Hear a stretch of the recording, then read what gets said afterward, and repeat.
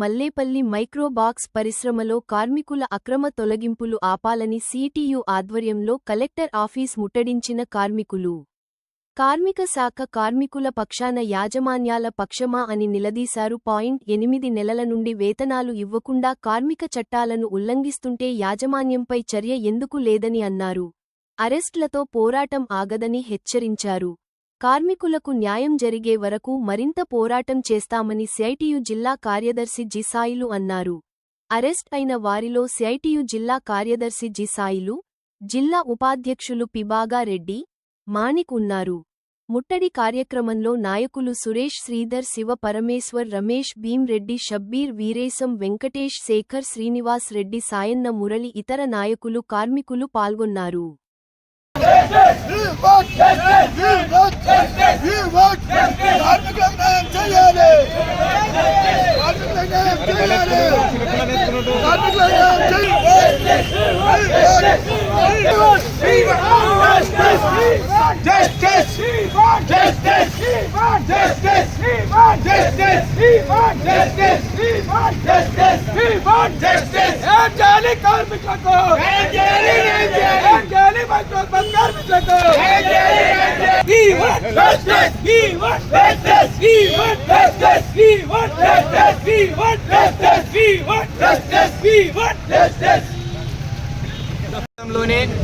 మల్లేపల్లి గ్రామ పరిధిలో గల మైక్రోబాక్స్ పరిశ్రమలో యాజమాన్యం పర్మనెంట్ కార్మికులను అక్రమంగా కార్మిక చట్టాలకు విరుద్ధంగా ఇవాళ తొలగించిన పరిస్థితి.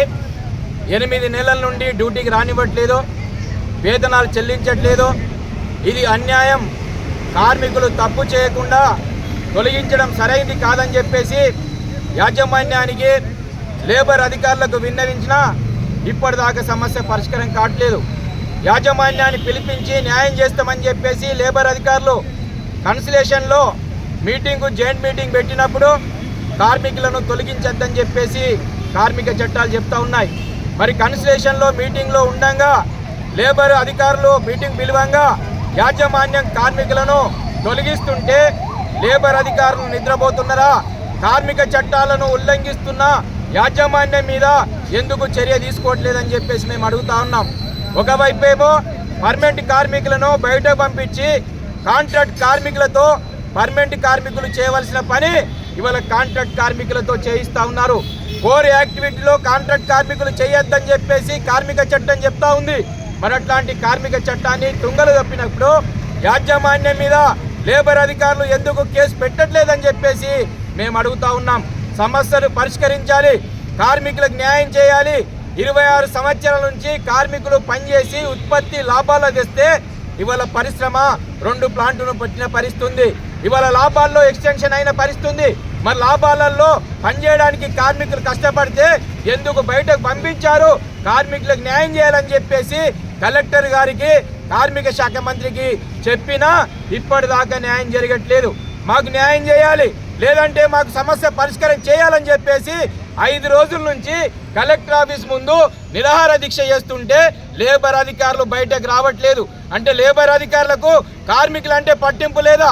యాజమాన్యాలే కావాలా మీకు? ఈరోజు సంగారెడ్డి జిల్లాలో 1375 పరిశ్రమల్లో 2 లక్షల మంది కార్మికులు పనిచేస్తూ ఉన్నారు. కార్మికులకు న్యాయం చేయాలని చెప్పేసి లేబర్ డిపార్ట్మెంట్ ఉంది. లేబర్ డిపార్ట్మెంట్ కార్మికులకు న్యాయం చేయకుండా యాజమాన్యాల కొత్త పలుకుతా ఉన్నారు. ఇది సరైంది కాదు. అందుకే కార్మికులకు న్యాయం చేయాలని చెప్పేసి ఈరోజు సిఐటియు ఆధ్వర్యంలో కలెక్టర్ ఆఫీస్ ముట్టడి చేస్తా ఉన్నాం. ఇప్పటికైనా న్యాయం చేయాలి. కలెక్టరు, లేబర్ అధికారులు బయటకు రావాలి.